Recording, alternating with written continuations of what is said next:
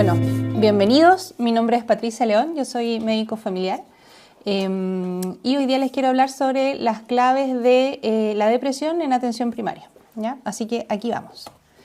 Contarles primero que yo estudié pregrado y posgrado en la Católica. Trabajo actualmente en un CESFAM en el San Alberto Hurtado en Puente Alto, que es un CESFAM de Áncora de UC Christus. Y ahí soy encargada del programa de salud mental y además estoy a cargo hace varios años ya de las consultorías de psiquiatría del Hospital Sotero del Río. Trabajo además actualmente hace un año en la clínica alemana y mis intereses son súper variados. Me gusta mucho cirugía menor, trabajo en salud mental, me encanta medicina de estilos de vida, es un mundo que estoy conociendo ahora hace muy poquito. Y como ven, no soy ninguna experta totalmente en salud mental, pero sí soy experta en atención primaria porque llevo hartos años trabajando en atención primaria. Entonces, partamos. Los objetivos de la presentación de hoy día es dar a conocer las claves para realizar una evaluación integral a un paciente con sospecha de depresión y conocer las claves para crear un plan de tratamiento y seguimiento de estos pacientes en un contexto de atención primaria. No vamos a hablar, no vamos a profundizar en cuanto al tamizaje, la prevención, que son cosas muy importantes y muy relevantes, pero por tiempo en el fondo vamos a enfocarnos en los otros dos temas. Tampoco voy a ahondar mucho en epidemiología, yo creo que eso es algo que en las guías GES en el fondo se puede encontrar harta información. Y es algo que es más que sabido que la depresión es un tema súper relevante a nivel del país y salud mental en general, sobre todo después de la pandemia. En cuanto a la etiología, también hay hartas cosas bien interesantes que por tiempo no vamos a profundizar. Se han postulado en el fondo temas genéticos y de epigenética que pueden actuar como factores desencadenantes y gatillantes de una depresión. Por supuesto, eventos traumáticos, especialmente en temprana infancia, y eventos vitales estresantes también pueden actuar como desencadenantes. La etiología en general es múltiple. Eso. Y en la población tampoco vamos a ahondar específicamente en el tratamiento o las especificidades, digamos, de la depresión en el embarazo y en el posparto, y tampoco vamos a ahondar específicamente en adulto mayor. Sí, de todas maneras vamos a mencionar cosas importantes y relevantes. Las licencias médicas prolongadas en este tipo de pacientes también son un problema, son un tema súper importante que yo creo que da para una clase en sí misma, no sé si tanto, pero sí da para varias diapos más, pero es un tema con el que se van a ver enfrentados probablemente bien frecuentemente en estos tipos de pacientes. Y suicidabilidad es un gran tema que de todas maneras lo van a ver en otra clase. Entonces, vamos a hablar hoy día, les voy a mencionar sobre las normas chilenas y las guías clínicas que hay actualmente. Vamos a hablar un poco de definición, la evaluación y el diagnóstico y finalmente el tratamiento y cómo crear un plan de tratamiento. Recordar que la depresión está cubierta por el GES y esto es desde los 15 años, esto hace varios años ya. Está cubierto desde el tratamiento, o sea, desde el diagnóstico, el tratamiento es inmediato y eso es una garantía.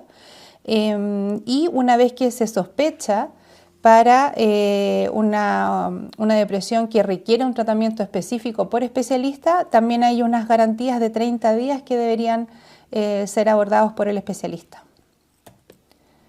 Está la norma técnica que más adelante les voy a comentar también un poco.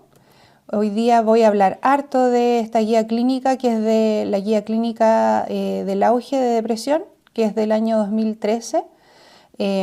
Aquí están las normativas en el fondo chilena, pero claro, hay harto tema ahí que vamos a actualizar de todas maneras porque del año 2013 hasta ahora igual han habido algunos cambios. En cuanto a psicoterapia, salió esta nueva guía clínica específica para psicoterapia en pacientes con depresión. También vamos a sacar hartas cosas de ahí hoy día. Y bueno, finalmente contarles que desde el Ministerio están impulsando un programa que es el MHGAP, que es un programa de la OPS, de la OMS en el fondo, que lo que busca es disminuir la brecha en salud mental. Aquí hay harta información específica no solo para depresión, sino que para un montón de patologías de salud mental. Sería bueno que si en algún minuto pudieran mirarlo, hay hartas cosas bien interesantes. Esta guía, sin embargo, está pensada no en profesional médico, sino que está pensada en profesionales no especialistas en salud mental. Pero tiene harta información de la cual uno puede echar mano para poder hacer una educación al resto de los profesionales y que así partamos todos de una buena base en salud mental en todos los SFAM. No olvidar, esto es súper importante, que es el modelo de atención integral en salud familiar y comunitaria, que tiene todos estos componentes y que está centrado en la persona, ¿cierto? Tenemos la ventaja de que podemos hacer continuidad en atención primaria y que siempre es importante darle este enfoque de integralidad. Entonces partamos con la definición. El DSM-4 nos habla de que existen varios trastornos depresivos, existe ahí toda esta gama, ¿cierto? Y los criterios específicos para el episodio depresivo mayor, que es lo que nos convoca hoy día, serían estos siguientes. ¿Ya? Es la presencia de 5 o más de estos síntomas por al mínimo 2 semanas, por lo menos 2 semanas, asociados a un cambio del funcionamiento de la persona previo en el fondo, ¿ya? Estos síntomas pueden estar reportados por el mismo paciente o eventualmente por algún acompañante. Es súper importante que al menos debe incluir alguno de estos 2 síntomas, que son el ánimo deprimido y la anedonia, que es la disminución del interés o el placer por todas o casi todas las cosas. Dentro de todos estos síntomas también destaca la pérdida de peso, más o menos el 5% del peso total corporal o pérdida del apetito. Puede haber insomnio y hipersomnia, agitación o enlentecimiento, fatiga o falta de energía, sentimiento de inutilidad, culpabilidad excesiva o inapropiada, disminución de la capacidad para pensar o concentrarse o tomar decisiones. Y pueden haber también ideas de muerte recurrentes, ideas suicidas, planificación, incluso algún intento. Todos estos síntomas deben estar presentes la mayor parte del tiempo y la mayor parte de los días para que se pueda hacer el diagnóstico, ¿ya? Es también importante para poder hacer el diagnóstico de episodio depresivo mayor que los síntomas causen un malestar clínicamente significativo, como les había mencionado antes, o un deterioro en lo social o en otras áreas, por ejemplo, lo laboral, en el colegio, en el caso de los que están estudiando, o en la universidad. Y los síntomas no deberían ser atribuibles o estar afectados, digamos, por alguna sustancia o por alguna otra condición médica. Dentro del episodio depresivo mayor se puede categorizar en la severidad, se le puede dar el apellido de leve, moderado, grave o psicótico.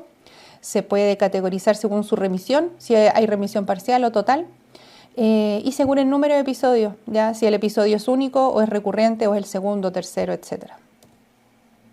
Recordar que este episodio no se debe explicar mejor por un trastorno distinto, como esquizoafectivo, esquizofrenia, un trastorno.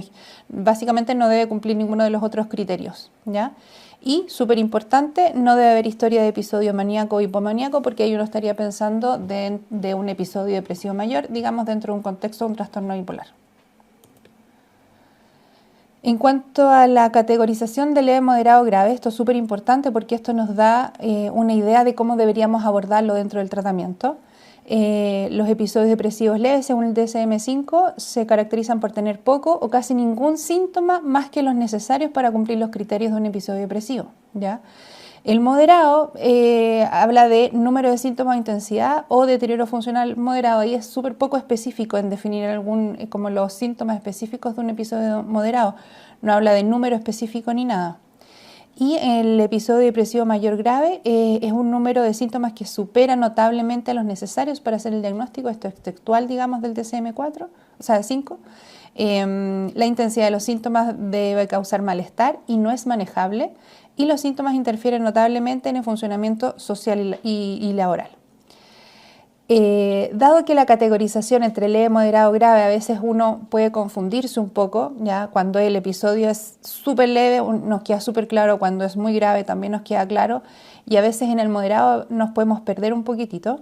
La NICE propuso en su guía clínica solamente 2 categorías, menos grave, más grave, y de acuerdo a eso en el fondo le da un abordaje y un plan de tratamiento. Me parece que puede ser un poco más práctico, ¿ya? Bien, vamos a la evaluación y al diagnóstico. Recordemos que dentro del motivo de consulta el paciente puede venir por iniciativa propia o traído por un tercero. puede ser derivado desde la pesquisa de algún otro profesional. Por ejemplo, dentro del EMPA, si bien no hay ningún tamizaje específico para salud mental, pueden salir alteraciones del audit, por ejemplo, y ahí en el fondo el paciente mostrar la habilidad emocional o algún problema, digamos, y el técnico paramédico puede ofrecer esta hora de ingreso salud mental, ¿cierto? Dentro de la ficha CLAP también ahí puede aparecer ideación suicida. Recordemos que si bien esta presentación está enfocada en adultos, la ficha CLAP igual se puede aplicar hasta los 19 años. Dentro de la escala de Edimburgo, si ahí está alterado, también tanto matrona como enfermera pueden derivar a un ingreso de salud mental. Y también otros profesionales, trabajadores sociales, kinesiólogos, terapéuticos ocupacional, la verdad es que cualquier profesional dentro del CESFAM eventualmente podría derivar por salud mental. También pueden llegar desde otros externos, por ejemplo del colegio, desde la universidad, desde tribunales. También pacientes que ya están en tratamiento con psicólogos, psiquiatras externos, también pueden llegar ya con el diagnóstico y con tratamiento listo, ¿ya? Y finalmente otros motivos de consulta, y aquí es yo creo que una gran mayoría, tiene que ver con los pacientes que consultan por insomnio, por ejemplo, con alteraciones inespecíficas, por síntomas somáticos, y que finalmente al final de la consulta sale la consulta ahí de salud mental. Dentro de los diagnósticos diferenciales ya hablamos bien las categorías del DSM-5, donde podemos entender bien cómo se hace el diagnóstico del episodio depresivo. Y aquí están un poco algunos diagnósticos diferenciales que deberíamos tener en cuenta, ¿ya? La distimia, el duelo, trastorno adaptativo, otras patologías médicas, abuso de sustancias, trastorno bipolar, trastorno estrés postraumático, deterioro cognitivo mayor. Aquí algunas claves para poder determinar si es que estamos pensando más en un episodio depresivo mayor o eventualmente alguno de estos otros diagnósticos diferenciales. Por ejemplo, la distimia, a diferencia del episodio depresivo mayor, tiene que ver un poco con la duración, ¿cierto? La distimia es lo que antiguamente era el trastorno depresivo crónico. Se juntaron estos dos diagnósticos en distimia y en trastorno depresivo crónico y lo metieron en el fondo dentro de esta distimia, que tiene que ver con unos síntomas que llevan de al menos 2 años de evolución. También hay algunos criterios específicos para poder hacer el diagnóstico de distimia, pero eso es un poco lo más relevante, ¿ya? El duelo, la diferencia un poco con el episodio depresivo mayor tiene que ver con que en el duelo también se pueden incluir estas sensaciones placenteras. Por ejemplo, en un episodio depresivo mayor, si es que estuviera o no asociado a un duelo, en general pasa que la persona no es capaz de disfrutar, ¿cierto? Tiene esta anedonia, no es capaz de recordar en el fondo con alegría quizás en el fondo al ser querido, versus en el duelo que sí se puede mostrar esta variabilidad de emociones, se puede mostrar que hay pena, que hay tristeza, ¿cierto? Pero también hay goce por recordar a la persona querida, ¿cierto? Que falleció. También hay disfrute un poco por honrarlo, por recordar los momentos buenos también, ¿ya? Entonces ahí está un poco la distinción entre el duelo y un episodio depresivo. El trastorno adaptativo, ojo que aquí está asociado mucho a un estresor y que no cumple con los criterios de episodio depresivo, ¿ya? Así que si es que hay síntomas pero no cumple claramente con el episodio depresivo y hay claramente un estresor, uno piensa en un trastorno adaptativo. También los trastornos adaptativos tienen una forma clara ahí de hacer el diagnóstico dentro del DSM-5. Y bueno, otras patologías médicas que pueden simular también síntomas del ánimo, como el hipotiroidismo y la anemia, y para eso siempre de todas maneras pedir exámenes si es que no tiene reciente. Abuso de sustancias, siempre preguntar en todas las evaluaciones que uno haga de un paciente de salud mental, siempre preguntar por uso de sustancia. Actuales o pasadas, ya podría haber alguna historia de adicción, digamos, y que ya no está presente, entonces también preguntar la historia pasada, desde cuándo empezó a consumir, toda la historia un poco del consumo. Trastornos bipolares, y aquí es súper importante preguntar siempre por manía y hipomanía, no siempre es tan claro. Uno también puede preguntar algunas otras cosas, como por ejemplo si ha tenido viraje, historias familiares o personales también de un trastorno bipolar o manías o hipomanía. Y también está el cuestionario MDQ, esto lo recomiendan en la guía clínica GES, está también ahí, lo pueden consultar. No, creo que no está, perdón, no está en la guía clínica GES, pero en el fondo es fácilmente encontrable en internet.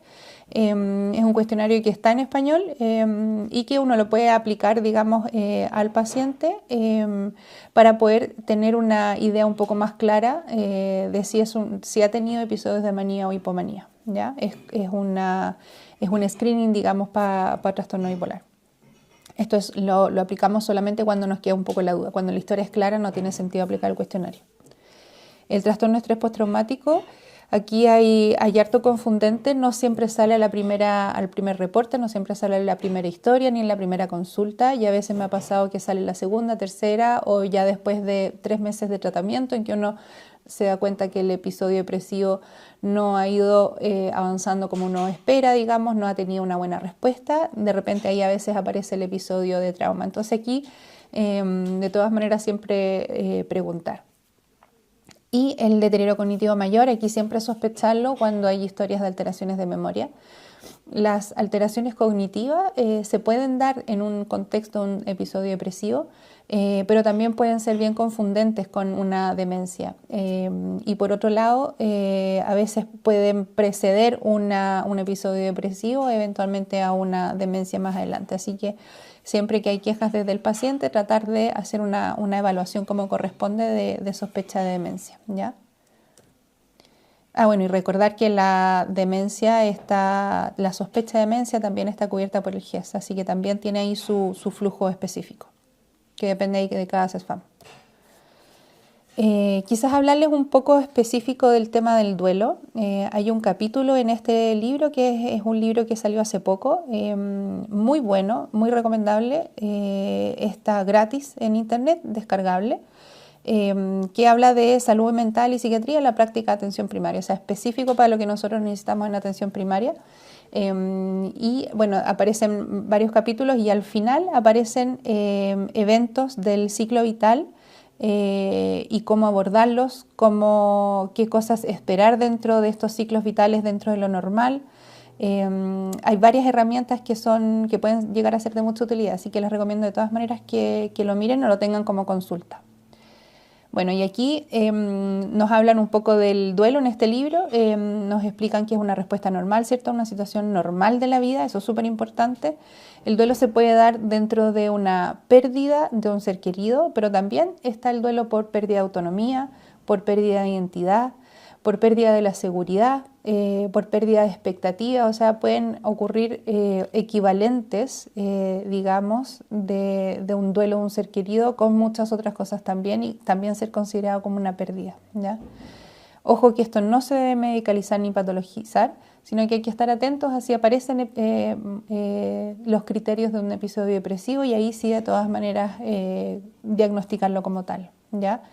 Lo que les mencionaba anteriormente, dentro del duelo ellos incluyen en el fondo estas sensaciones más placenteras, compartir anécdotas, goce del recuerdo, orgullo de honrar a la persona difunta. Y en la depresión esto habitualmente no es así.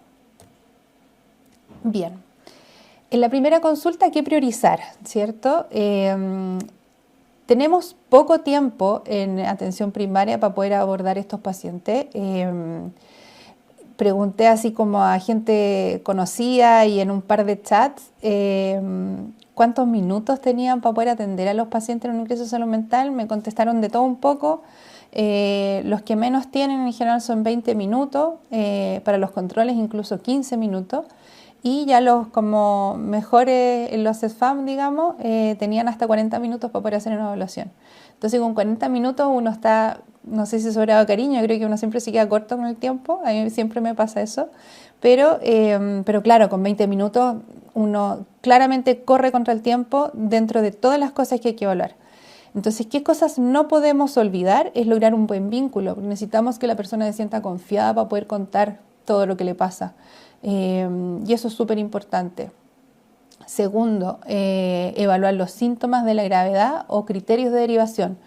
Por ejemplo, si hay manías o hipomanías, si hay psicosis, si hay alucinaciones, o si hay otros elementos de gravedad, como por ejemplo ideación suicida o ideación suicida activa, redes de apoyo, ¿ya? Porque esto nos va a determinar si vamos a derivar al paciente en ese mismo momento, lo vamos a citar a un control precoz o nos quedamos tranquilos y lo citamos en un mes más para control, por ejemplo, ¿ya?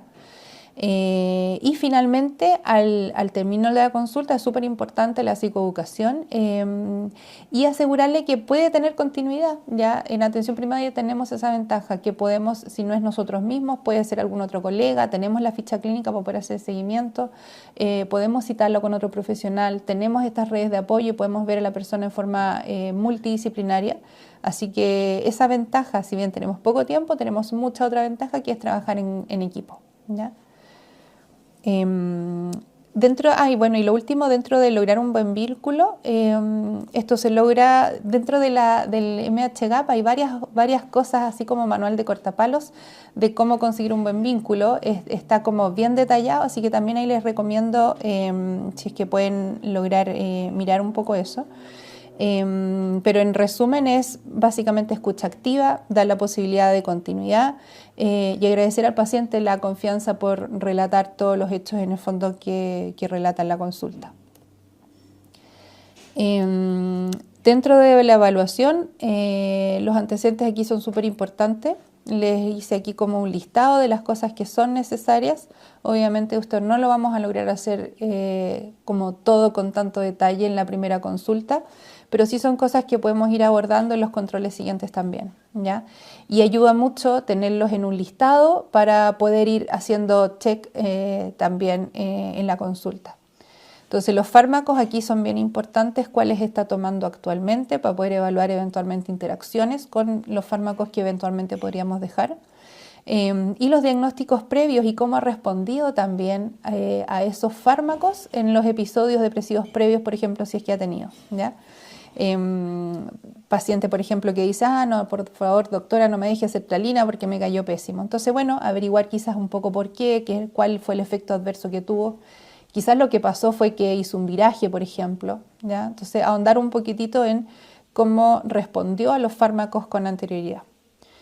Antecedentes personales de patología psiquiátrica, y esto es súper importante. No siempre los pacientes consultan en todos los episodios que han tenido de salud mental en la vida, por lo tanto, ahondar bien en qué momentos, ya sea que haya consultado a médico o no, le han pasado síntomas similares a esto o ha sentido que ha estado como con algún episodio de depresión o algún otro tema de salud mental. Antecedentes de patología psiquiátrica familiar, también aquí es importante porque esto nos da una idea de cuáles pueden ser los factores de riesgo para presentar otros distintos trastornos, no solo en ánimo, sino que trastornos bipolares, por ejemplo, en el mismo paciente, ¿ya? Los hábitos aquí son súper importantes. Si fuma, cuánto fuma, alcohol, drogas, ¿ya? Drogas también, consumo pasado específicamente, también abuso de alcohol pasado, un poco lo que les mencionaba antes. Si es que está haciendo ejercicio, y dentro de la alimentación lo principal a grandes rasgos es probablemente destacar si es que es vegetariano o no, pensando en algún déficit de vitamina o sospecha mayor de anemia. Y en general quizás hay un poco dentro de la alimentación. Quizás en adultos no se da tanto, pero sospechas de trastornos de alimentación también aquí es importante, sobre todo en adolescentes, ¿ya? Dentro de la familia, aquí es importante con quién vive, cuáles son las redes de apoyo, si tiene hijos, no tiene hijos, etcétera. No solo dentro del grupo familiar, sino que también las redes de apoyo con los que cuenta también un poco externo. Si tiene alergias, por supuesto. La escolaridad aquí también cobra relevancia en todos los momentos de la vida. Depende de dónde estemos trabajando, nos puede tocar un CESFAM más rural, por ejemplo, en que es mucho más frecuente que los pacientes no hayan recibido escolaridad completa. Por lo tanto, uno esperaría quizás digamos que sepa escribir, por ejemplo, y sepa leer, y no siempre todos lo hacen.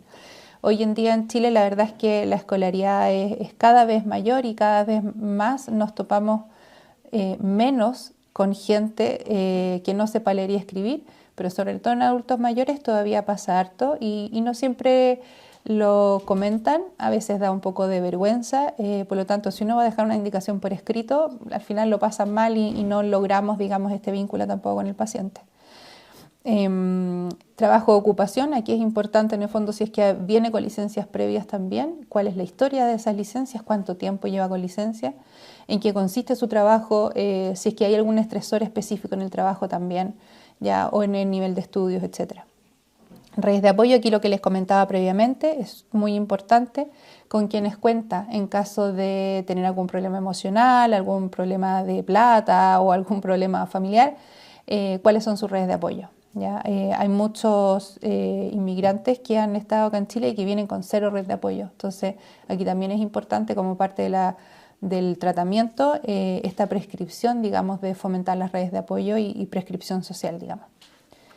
Y dentro de las creencias, aquí quizás preguntarle al paciente si es que tiene alguna religión, por ejemplo, como para partir entablando la conversación, si pertenece a algún pueblo originario, pensando en que dependiendo de las distintas creencias vamos a encontrarnos con mayor o con menor resistencia también un poco a los fármacos.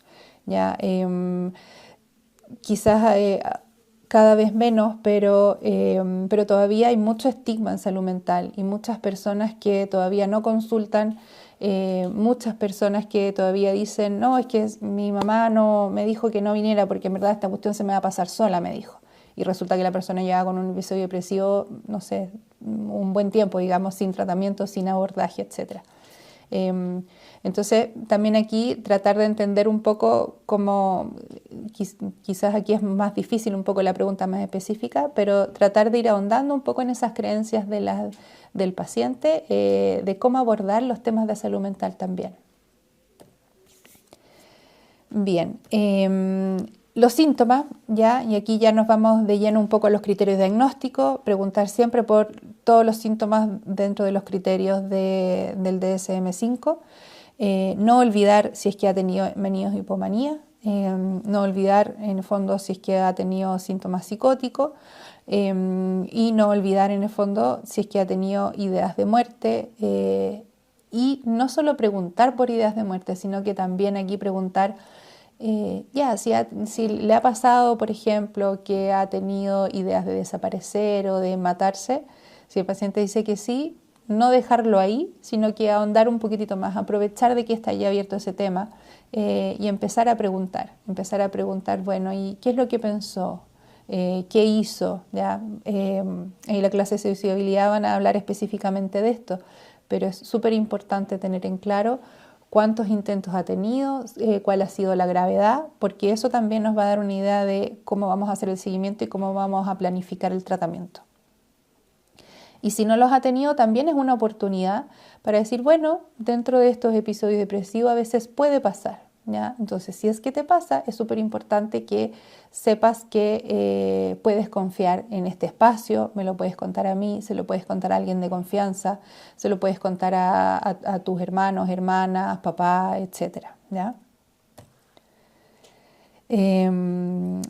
Dentro de la evaluación de ese ingreso, es tan súper importante tratar de caracterizar bien cómo es el examen mental. Puede pasar que el paciente reporte todas estas cosas, uno tenga súper claro que el episodio depresivo, en el fondo que los criterios del episodio depresivo están súper claros y súper presentes. Sin embargo, el afecto, por ejemplo, que observa el médico no es tan claro, ¿ya? No es claramente un paciente que está embotado, por ejemplo, que está deprimido.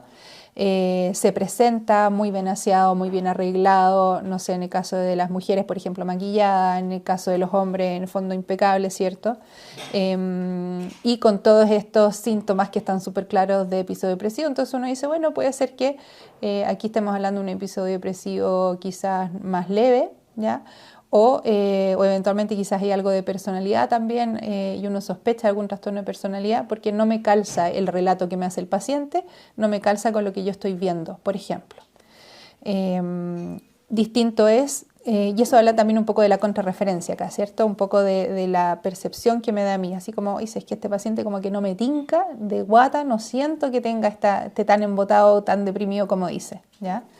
versus un paciente que cuenta los mismos síntomas, pero que uno observa en el fondo la vida emocional, observa que el paciente está con esta psicomotilidad un poco más disminuida, ¿cierto? En que el lenguaje es mucho más pausado, por ejemplo, y que a nivel cognitivo quizás está un poco más enlentecido. ¿Ya? Es muy distinto, el examen mental nos da mucha información para complementar un poco el relato del paciente. ¿Ya? Y aquí es súper importante también, como son tantos elementos dentro del examen mental, es importante tener un listado, conocerlo y hacer el ejercicio, quizás en algún minuto, quizás no con todos mis pacientes, por supuesto, pero hacer este ejercicio de ya cómo estaba en la presentación, cómo estaba en la actitud, cómo estaba dentro de la psicomotilidad, poder describirlo también. Bien, vamos entonces ahora al tratamiento. Dentro del plan de tratamiento tenemos los objetivos del tratamiento, que es lograr la remisión completa, evitar la recurrencia o nuevos episodios y lograr una buena funcionalidad, ¿ya? Esto es lo ideal, estos son los ideales de objetivo. No siempre logramos una remisión completa, sobre todo, por ejemplo, si estamos pensando en una comorbilidad como una distimia, por ejemplo, un trastorno de estrés postraumático, quizás no vamos a lograr resolver todos sus síntomas en atención primaria, pero es un poco lo que uno plantea en un episodio depresivo propiamente tal y puro, ¿cierto? Y los factores a considerar, tenemos que tener en cuenta la severidad del cuadro, la refractariedad, la persistencia en el fondo de los síntomas que ha tenido, las comorbilidades, si es hombre o mujer, porque eso también en el fondo nos da quizás alguna idea distinta, la etapa del ciclo vital, si estamos hablando de un adulto mayor, un niño o una mujer embarazada, por ejemplo, o una mujer que acaba de tener un bebé, un hombre que acaba de ser papá o que se acaban de casar, etc. La etapa del ciclo vital también nos da luces de cómo podemos abordar este cuadro. Vamos a hablar aquí de recomendaciones generales, de psicoterapia y de fármaco. Entonces, partamos con lo primero, las recomendaciones generales. Vamos a hablar aquí un poco del ejercicio. Aquí les voy a ir mencionando distintas guías, me basé específicamente en las guías clínicas de Estados Unidos, las de Gran Bretaña, de Inglaterra, ¿cierto? Las de Australia, Nueva Zelanda y las guías chilenas, ¿ya? Y aquí agregué un poco más de evidencia, un poco de algo que cuando no encontraba como toda la información ahí en esta guía, agregamos un poquitito de más cosas. En cuanto al ejercicio, como les mencionaba, en estas 4 guías la recomendación es hacer ejercicio. A todos los pacientes se les debería indicar ya sea un grupo para poder implementar el ejercicio cada uno por su lado, digamos, pero en todas las guías hay como clara recomendación de que es necesario recomendar ejercicio en los pacientes con depresión, ¿ya? Y esto lo ponen como complemento o como alternativa incluso al tratamiento farmacológico y a la psicoterapia, sobre todo en las depresiones leves. Y bueno, y aquí difieren un poco en el tipo, en el tipo de ejercicio, en la dosis y en el cómo. Ya, como les digo, dentro de un grupo, por ejemplo, para hacer ejercicio, los mandan específicamente a un grupo de autoayuda o cada uno por su cuenta. Revisando un poco la evidencia, encontré esta revisión de Cochrane, que es del año 2013. Es la última, revisión más reciente de la Cochrane de ejercicio. Incluyó 39 estudios, eran más de 2.000 participantes, todos mayores de 18 años. Incluyó pacientes ambulatorios, pero también en el fondo hospitalizados. Y el objetivo era determinar la efectividad del ejercicio en el tratamiento de la depresión en adultos, y el control fue o sin intervención o lista de espera o eventualmente algún placebo que ellos determinaran. Y se ve que claramente había un beneficio a favor del ejercicio para la reducción de los síntomas depresivos en este tipo de pacientes. Y hay otro más reciente, que esto salió en el BMJ este año, el 2024. Aquí se incluyó, esto fue una revisión mucho más grande, incluyeron casi 14.000 participantes con diagnóstico de depresión. Eran varios estudios y aquí incluyeron toda edad y ambos sexos. Y la conclusión de esta revisión fue que, y la gracia un poco de esto, y a diferencia del otro, es que hablaba específicamente de los tipos de ejercicio que podrían ser más beneficiosos para la resolución de síntomas depresivos. Y se vio que tanto el caminar como hacer jogging, el yoga, los ejercicios de entrenamiento de fuerza y ejercicios de aeróbicos mixtos podrían tener un claro beneficio dentro de los síntomas de depresión, ¿ya? Así que en resumen, con respecto al ejercicio, el ejercicio tiene conocidos efectos positivos para la salud física y mental que no ahondamos hoy día. Es recomendado como tratamiento único o como complemento en las guías de práctica clínicas tanto nacionales como internacionales, y los estudios existentes sugieren un beneficio para los síntomas del ánimo, pero son de baja calidad. Ahora, dado que el riesgo de realizar la actividad física es menor que todos los beneficios que tiene, se recomienda igual indicar como terapia a todos los pacientes, ¿ya? Y acá un resumen más visual. Ahora, ¿cómo lo recomendamos? La recomendación de la OMS es ojalá 150 a 300 minutos de actividad física aeróbica moderada o 75 a 150 minutos de actividad intensa a la semana, y a esto agregarle 2 o más días de ejercicio de fortalecimiento muscular y evitar siempre que se pueda el sedentarismo. Eso es lo ideal. Pero también la OMS en sus últimas directrices del año 2020 menciona algo súper importante, que es hacer cualquier cosa de actividad física entre no hacer absolutamente nada y hacer actividad física está recomendada por la OMS, o sea, todo el rango sirve. Entonces, hacer algo de actividad física siempre es mejor que permanecer inactivo, ¿ya? Si los adultos no cumplen con estas recomendaciones, hacer algo de actividad física va a resultar beneficioso para su salud igual, ¿ya? Por lo tanto, siempre la idea es poder promover como una forma positiva en el fondo y no tan impositivo de que tiene que sí o sí cumplir todas estas recomendaciones, ¿ya? Y la idea siempre es ir mejorando. Dentro de las recomendaciones generales también están las intervenciones cronobiológicas. Aquí mencionan varios tipos de terapia de luz brillante, fototerapia, de privación de sueño y algunos otros. La terapia de luz es básicamente la exposición diaria a luz brillante con una dosis de 10.000 lux por 30 minutos al día, especialmente en las mañanas, por 6 semanas. Esa es como la dosis en general, ¿ya? Y uno podría esperar una respuesta de 1 a 3 semanas. Esto hay más evidencia en los episodios depresivos que están asociados, digamos, con el tema estacional. Así que dentro de la anamnesis uno podría eventualmente, sobre todo si ha tenido episodios depresivos recurrentes, preguntar en el fondo si están asociados como a alguna época del año en especial. Y en estos pacientes habría un mayor beneficio. Hay recomendación a favor de las guías de Canadá, las guías de Australia, y un poco a criterio en las guías NICE, ¿ya? Comentándoles lo que les mencionaba, depende un poco de la anamnesis. La evidencia, eso sí, es de muy baja calidad. Los riesgos son pocos, que son básicamente cefalea, náuseas o sedación. Y me sorprendí que están disponibles en Chile. Googleando uno los puede encontrar en distintos tipos acá en Chile o importados incluso también. Y el rango de precios va entre los 12.000 y los 50.000 pesos. También están las intervenciones, dentro de las intervenciones cronológicas está la privación de sueño. Aquí se plantea una privación de sueño de 40 horas. El mecanismo propuesto es que aumenta la actividad de los neurotransmisores. La evidencia también es de baja calidad y se recomienda como tercera línea de tratamiento, y no solo, sino que en conjunto con la terapia de luz brillante. Y las limitaciones tienen que ver con la mantención en el tiempo. Ya hay algunos estudios que dicen que podría funcionar en algunos pacientes en lograr una mejoría de los síntomas, pero la mantención que se puede dar en el tiempo es bien poca.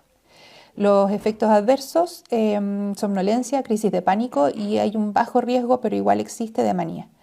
La contraindicación absoluta tiene que ver con pacientes con epilepsia, ¿ya? Y aquí un pequeño resumen de las recomendaciones a favor o en contra de las distintas guías, y vemos que la recomendación es bien baja. Entonces, si nos quedamos dentro de todo lo que son las recomendaciones generales, el ejercicio debe ir sí o sí, y esto la verdad es que es poco, a pesar de que están recomendadas en las guías, es poca la fuerza de la recomendación. Vamos con algo súper importante, que es la psicoterapia. Aquí las guías clínicas hablan de una frecuencia de 1 o 2 veces a la semana. El total de sesiones pueden ser desde un mínimo de 8 hasta 16 o incluso más en atención primaria. Las modalidades son distintas, pueden ser grupales o individuales, e incluso algunas guías que hablan de como de autoadministrado, ya unas aplicaciones en el fondo de terapia cognitivo-conductual, por ejemplo, que uno podría ir siguiendo, ¿ya? Y por supuesto realizado por un profesional también es la modalidad que más tenemos acá nosotros en atención primaria. Existen distintos tipos de psicoterapia. Les voy a mencionar algunas que son las mencionadas en las guías y que son las mencionadas en la guía clínica GES del MinSal, que son la terapia cognitivo-conductual, terapia interpersonal, de activación conductual, la psicodinámica breve, resolución de problemas. Y hay otras, por ejemplo, la terapia cognitivo-conductual basada en mindfulness o la terapia de habilidades sociales, que a veces esta puede estar metida dentro de la terapia de activación conductual. Y hay combinaciones de varias. Entonces aquí les voy a mencionar a grandes rasgos de qué se trata cada una. La terapia cognitivo-conductual, la guía clínica GES la describen como que el terapeuta se centra en el impacto de los pensamientos disfuncionales del paciente y el impacto que tienen estos pensamientos en el comportamiento habitual y su funcionamiento futuro, ¿ya? Los esfuerzos se dirigen a evaluar, desafiar y modificar estas creencias irracionales que podría tener el paciente con respecto a su estado de ánimo y lo ayuda, digamos, a esta reestructuración cognitiva, ¿ya? Básicamente desafía las creencias un poco de los pacientes, ¿ya? El terapeuta mayormente hace énfasis en las tareas, las actividades fuera de sesión, en el fondo le manda tareas, ¿cierto?, para la casa, y esto ejerce una influencia activa sobre las interacciones terapéuticas y los temas a discutir en las sesiones. Se utilizan enfoques más bien directivos, ¿ya?, y psicoeducativos, ¿ya? Por eso en el fondo este tema de las tareas, y esto busca enseñar al paciente a lidiar con distintas situaciones estresantes. Hay modalidades grupales e individuales. Las grupales, en el fondo, dentro de la guía clínica NICE, plantean que pueden ser 8 sesiones, más o menos 8 participantes con 2 monitores. Son súper específicos en la guía clínica NICE de recomendar cuánta cantidad de sesiones debería durar cada una, ¿ya? Rápidamente un poco lo que es la terapia interpersonal, que es una psicoterapia manualizada, breve, estructurada, que apunta a temáticas interpersonales en psicoterapia para la depresión. Y aquí existe solamente la modalidad individual. La terapia psicodinámica breve también en el fondo es una terapia que es individual, que es cortita y su propósito principal es mejorar la comprensión que el paciente tiene respecto de sus propios conflictos repetitivos, ¿ya? Su supuesto que las experiencias infantiles, los conflictos pasados no resueltos y las relaciones históricas puedan afectar la vida actual de la persona. En el fondo en eso se basa, ¿ya? Es como que tiene algunas cosas de terapia psicoanalítica, pero esto es mucho más cortito y es una cosa mucho más acotada en el tiempo y enfocada un poco más en los conflictos que puedan provocar un conflicto actual, ¿ya? Es algo, insisto, como más cortito, acorde a atención primaria. La terapia de resolución de conflicto, esto también en el fondo es individual. Y se basa básicamente en, bueno, cuál es el problema, cómo le damos solución, ¿ya? Y buscar en el fondo las herramientas para esto. La terapia de activación conductual, esto puede ser grupal y también puede ser individual. Y básicamente son aquellas psicoterapias cuyos elementos centrales son las intervenciones dirigidas a aumentar las actividades placenteras y al aumento de las interacciones positivas con otras personas, ¿ya? En el fondo es cómo logramos disfrutar de la vida, ¿ya? Y por supuesto en el fondo esto a través de la activación, el hacer ejercicios, en el fondo el buscar estas actividades, ¿ya? Todo esto en el fondo abordado desde un experto que es en el fondo el psicólogo. Aquí están un poco las recomendaciones de la guía clínica GES, en que la guía clínica GES sugiere no realizar, no privilegiar en el fondo, ¿cierto?, la terapia cognitivo-conductual o la psicoterapia interpersonal sobre otras terapias. Y esto tiene que ver porque dentro de la evidencia hasta ese entonces, y la verdad es que todavía hasta hoy en día, no hay ninguna terapia que demuestre un claro beneficio frente a otra, ¿ya? Y la elección tiene que ver más que nada, sobre todo como dice la guía clínica NICE, tiene que ver más que nada con un costo-efectividad, ¿ya? Entonces la guía clínica GES también un poco habla lo mismo, digamos, dice que no hay ninguna terapia por sobre otra que sea más recomendable, ya no prioriza ninguna por sobre otra. Eso. Dentro de la guía clínica CAPMAT recomienda como primera línea las terapias cognitivo-conductuales, interpersonales y las de activación conductual, y esto con buena evidencia. Entonces, como conclusiones, La psicoterapia es efectiva, es recomendada por todas las guías clínicas. La evidencia no es concluyente al momento de comparar los distintos tipos de psicoterapia entre sí y se debe tener en cuenta, y es súper importante acá en atención primaria, la disponibilidad, los recursos disponibles, la costo-efectividad y la preferencia también de los pacientes. Hay pacientes, por ejemplo, que prefieren no ir a actividades grupales y prefieren ir a actividades más individuales, y si se puede elegir, bienvenido sea, pero hay momentos en que por recurso no existe la posibilidad de hacer psicoterapia individual y necesitamos en el fondo hacer estas actividades más grupales. Este es un cuadro resumen de las guías clínicas que les había mencionado. Aquí puse la chilena de la actualización del 2017, donde habla de no priorizar la terapia por las otras en el fondo, pero en el fondo habla de esta. Aquí no hay ninguna recomendación con respecto a los otros tipos de terapia en específico, si bien las menciona, no hace ninguna recomendación en específico. La guía NICE no menciona estas otras dos terapias y la guía Kahneman tampoco menciona nada sobre las terapias en habilidades sociales. Ponen como primera línea, les puse aquí en verde todo lo que recomiendan como terapia de primera línea, y aquí quizás mencionar que la guía clínica NICE, tanto en terapia cognitivo-conductual como activación conductual, están las modalidades individuales y grupales, ¿ya? La terapia interpersonal y la terapia psicodinámica breve, por ser individuales, la guía clínica NICE recomienda preferir las otras que tienen una modalidad grupal, netamente por un tema de costo-efectividad. Bien, vamos a la farmacoterapia y aquí vamos ya casi concluyendo. La farmacoterapia es súper importante aquí, que en todas las guías está indicada solamente a partir de la depresión moderada o severa, y la depresión leve, la verdad es que no se recomienda iniciar de plano y de primera una farmacoterapia, ¿ya? Con respecto a la educación al paciente, es súper importante aquí explicar el motivo, el efecto esperado de los medicamentos, cuánto tiempo, los posibles efectos adversos que podrían esperarse, el tiempo esperado de uso y eventualmente dejarle siempre un control para poder evaluar esto. Los factores a considerar para poder decidir qué tratamiento y si es que le voy a dejar o no tiene que ver con los síntomas acompañantes, por ejemplo, ansiedad, bajo peso, insomnio. Hay medicamentos que son mejores en el fondo para el tema del peso, por ejemplo, la mirtazapina aumenta el apetito. El insomnio también en el fondo la mirtazapina nos puede ayudar un poco con eso. Si es que hay síntomas psicóticos, por ejemplo, síntomas somáticos, por ejemplo, aquí la duloxetina tiene un rol súper importante. Si es que hay comorbilidades, también uno va a preferir evitar algunos fármacos que pueden aumentar el riesgo cardiovascular. Respuestas previas a farmacoterapia, si es que el paciente funcionó con un medicamento, en general uno esperaría que también con el mismo medicamento anduviera bien. Las preferencias del paciente, por ejemplo, la verdad es que mi mamá lo tomó, yo por ningún motivo prefiero tomarlo porque vi el efecto que tenía, ningún problema, partamos con otro, o vamos abordando un poco eso como motivo de consulta y vamos abordando también un poco esos temores.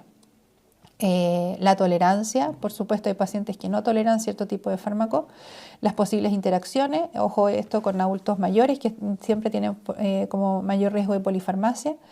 La facilidad de usarlo, ¿ya? Hay medicamentos, por ejemplo, que tienen vida media más larga y lo puedo ocupar una vez al día sin tanto problema. La disponibilidad y costo también es algo que es importante, ¿ya? Entonces, en atención primaria vamos a enfocarnos un poco en los IRS y en los inhibidores de la recaptación de serotonina y noradrenalina, que son estos otros de acá abajo, ¿ya? Dentro de los IRS, que son los inhibidores selectivos de la recaptura de serotonina, tenemos la fluoxetina y sertralina canapese, y de estos otros tenemos la venlafaxina también en atención primaria, por lo menos en mi CESFAM. El citalopram, el escitalopram, paroxetina y duloxetina, al menos yo no los tengo disponibles, y estos en general no están disponibles en atención primaria, puede ser que algún CESFAM lo tenga, ahí están más o menos los costos. Quizás el citalopram en el fondo sí está, porque está metido dentro de la canasta GES de la demencia, así que ahí también lo podemos encontrar. Pero ahí están más o menos un poco los costos, que vemos que si es que podría ser que algunos pacientes podrían eventualmente costearlo. El escitalopram, sobre todo en el fondo, puede ser como bastante alcanzable para algunos pacientes. Y con respecto a la desvenlafaxina y la fluvoxamina, también son medicamentos que están disponibles en Chile, pero claro que el costo ya está un poco más alejado en el tiempo. Y los otros medicamentos estaban mencionados en las guías clínicas, el milnacipran, de hecho, y el neomilnacipran no los encontré acá disponibles en la farmacia. Acá un cuadro resumen de los efectos adversos principales, que son principalmente gastrointestinales en general. Y ojo aquí con la hiponatremia, sobre todo en adultos mayores y en pacientes que tienen polifarmacia o tienen antecedentes de hiponatremia también. Ahí están las dosis en general y las vidas medias de la fluoxetina, sertralina. Todos los IRS en general tienen efectos bien similares, efectos adversos bien similares unos de otros. Y la paroxetina, quizás aquí hacer una mención especial que tiene que ver con cuando se suspende la paroxetina, en el fondo todos los síntomas que pueden aparecer al discontinuarla pueden llegar a ser bien molestos. Eso por una parte mejora la adherencia, pero por otro lado es bien desagradable para el paciente, entonces eso igual es importante advertirlo.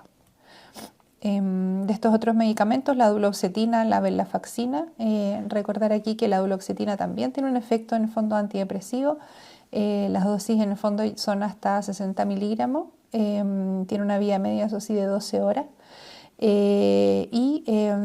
Está especialmente indicado cuando hay dolor crónico asociado. La venlafaxina también la tenemos como otro recurso. Esta tiene, en el fondo, es de liberación prolongada, así que ahí con la vida media larga, o sea, con la vida media que tiene más corta, la de liberación prolongada no debería haber problema. Otros fármacos están los tricíclicos en atención primaria. Habitualmente tenemos amitriptilina, la mirtazapina y la trazodona también podrían estar disponibles. La mirtazapina para la depresión está cubierta por el GES para la depresión grave. Y la trazodona está inserta dentro del GES de demencia. Entonces, claro, no siempre está para todos los pacientes, pero habitualmente podríamos acceder a ellos en algunos casos. Y de todas maneras acá están los precios en caso de que, más o menos, de que lo necesites saber.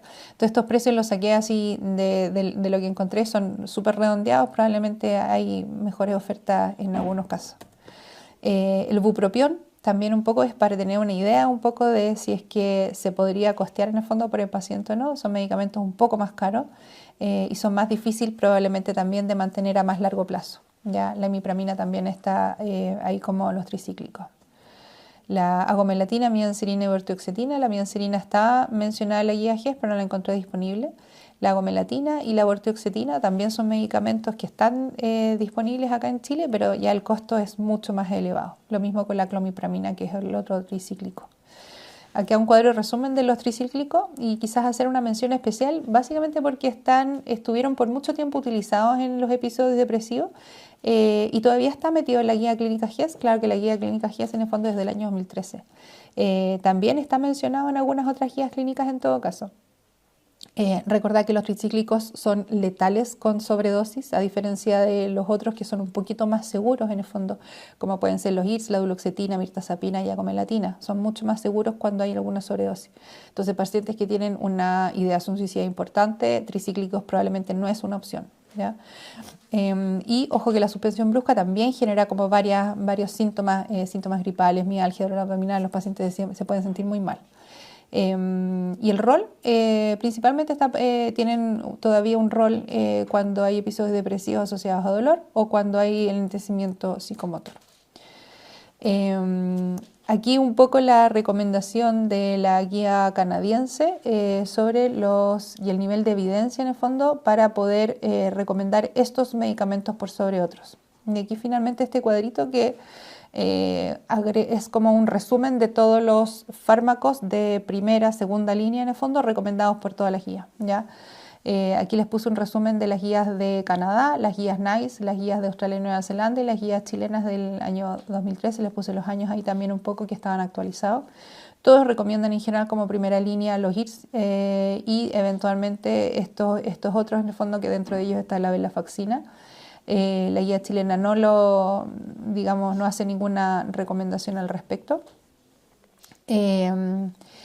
Si bien las menciona, lo mismo la mirtazapina, también hace ninguna recomendación al respecto y la vortioxetina no la menciona. Ya la vortioxetina es un poquito más nuevo, por lo tanto la guía chilena no alcanzó a meterlos dentro de esa revisión. recordar que los tricíclicos en el fondo son segunda línea y listo. Y la mirtazapina y la ortoxetina también quizás aquí hacer una mención especial con respecto a la ortoxetina, que la guía clínica NICE la dejó como tercera línea, y esto tiene que ver básicamente con respecto al tema del costo. Por temas de costo-efectividad, la ortoxetina es mucho más cara, por lo tanto siempre se prefiere de primera línea alguno de estos otros de acá, ¿ya?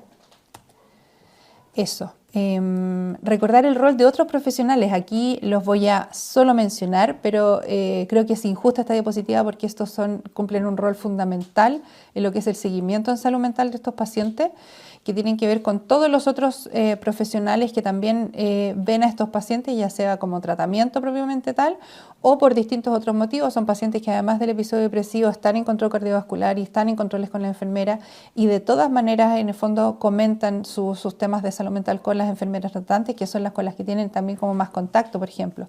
Con el kinesiólogo pasa lo mismo. Siempre los kinesiólogos me mencionan muchos temas de salud mental que abordan con los pacientes en sus controles. Así que todos estos profesionales aquí tienen un rol súper importante. Recordar también aquí los talleres, que cada CESFAM aquí tiene distintos talleres, y aquí fomentar ojalá que esos talleres sean adecuados a la población, que logren en el fondo incluirlos dentro al momento de decidir, digamos, qué talleres voy a programar para el año, por ejemplo, ¿ya? El plan de tratamiento. Entonces, ¿cómo generamos una vez que ya tenemos súper claro cuáles son las recomendaciones, ¿cierto? Las recomendaciones generales de psicoterapia, los fármacos. Bueno, ¿cómo bajamos toda esta cosa y cómo le damos seguimiento a nuestros pacientes? Entonces, el objetivo ya les había mencionado en el fondo, ¿cierto? Que es lograr la remisión completa, evitar la recurrencia de los nuevos episodios y lograr funcionalidad. Y tengo varios factores en el fondo a considerar, ¿cierto? Entonces, lo primero es la psicoeducación, educar con respecto al diagnóstico, cuál es el diagnóstico, qué es un episodio depresivo, ¿ya? Poder resolver todas las creencias y todas las dudas de los pacientes. Acordar los objetivos del tratamiento. Bueno, caballero, señora, usted tiene en el fondo este episodio depresivo. ¿Cuáles van a ser los objetivos? Mencionárselos, que es un poco lo que le mencionaba acá, ¿cierto? Con el tratamiento vamos a lograr en el fondo que estos síntomas remitan por completo.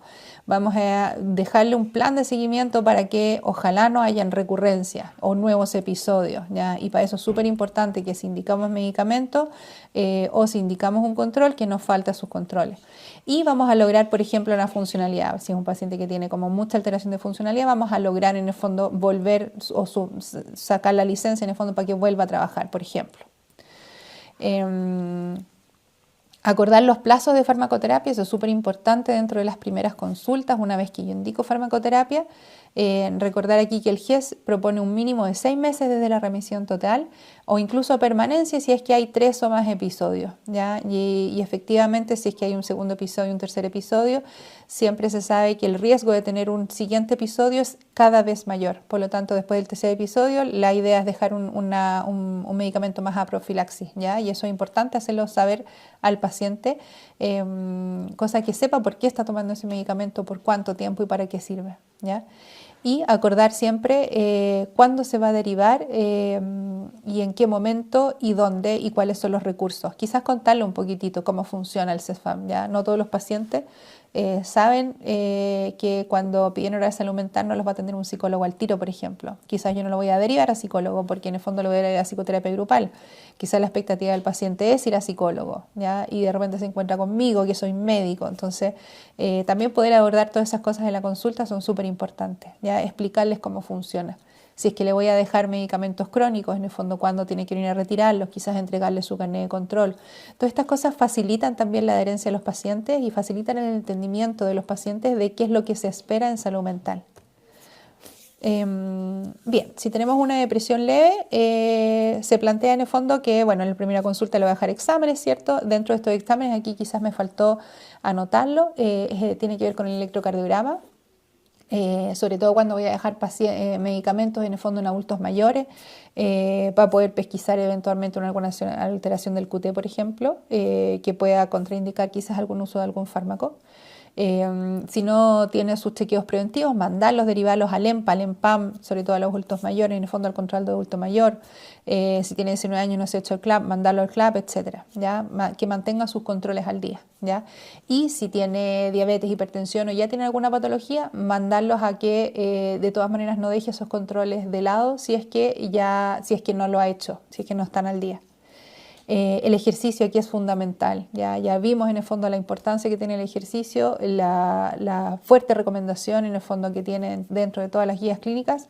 Es necesario poder indicar en el fondo hacer ejercicio. Y aquí los invito quizás a reflexionar en sus lugares de trabajo el cómo podemos indicar el ejercicio en forma efectiva a los pacientes, ¿ya?